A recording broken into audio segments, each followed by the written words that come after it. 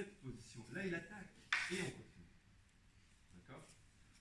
Sauf qu'ici, si on fait la séquence 27-31, on part de là.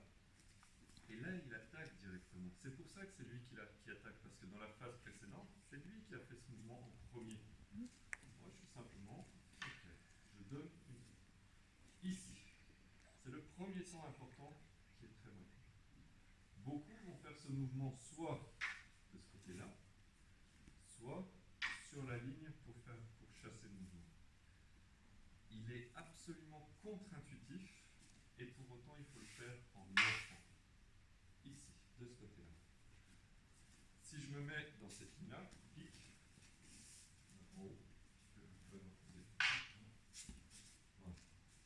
Mon déplacement n'est pas là,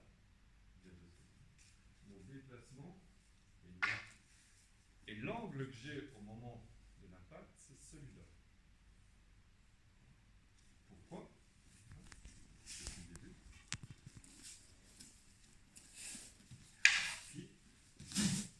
C'est ça ce mouvement. Et on finit. Vous êtes en train de passer.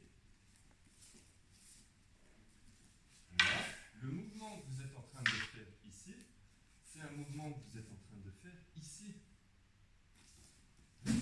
Et vous finissez. D'accord? Vous n'êtes pas simplement en train de jouer sur son jaw. Sauf que si vous changez l'angle, vous changez la possibilité de comprendre. Si vous changez ça, vous n'avez plus rien.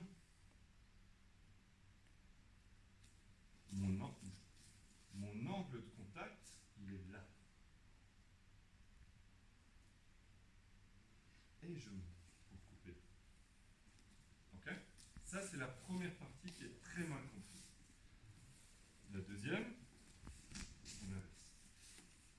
C'est la suite. Donc doucement. Là, lui, il fait ce mouvement en diagonale. Le risque, c'est de le prendre. Alors on dit, on monte. Et on fait tourner, etc. On pense à la sécurité. Doucement. Stop. Mais ce mouvement que vous êtes en train de faire également, c'est le mouvement. Rentre maintenant sur moi. Bien compte. Voilà. Si tu ne bouges pas, c'est le mouvement qui me permet, continue, de couper.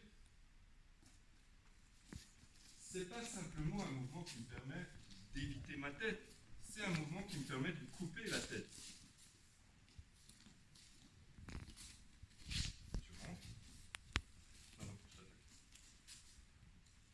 Et là, tu rentres. C'est ça le mouvement. Mais on a mélangé tellement de choses compliquées qu'on rend les choses beaucoup plus simples. Je viens, il fait sur le dos, hop, on fait attention à ma tête.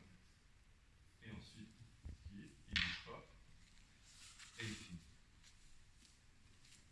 Mais l'angle que vous allez pouvoir prendre va donner un sens au kata ou pas. Et quand on va le faire un petit peu vite,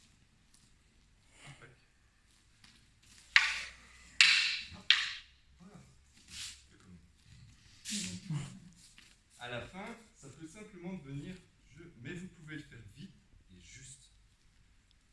C'est-à-dire que si vous voulez être puissant, là, vous pouvez, mais gardez cet angle. Gardez en tête que vous êtes en train de le couper. Et que de cette coupe, ça monte et ça redescend. C'est ça votre mouvement. Rien de plus. Vous n'êtes pas en train de taper, hop, changer. Vous faites un mouvement très puissant. Et pas juste.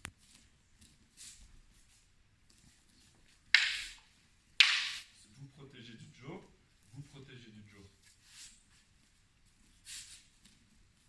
Doucement. Vous allez faire 2 fois le katana. Une troisième et dernière fois. Il pique. Vous attendez. Et si vous voulez, vous pouvez frapper. D'accord? Allez,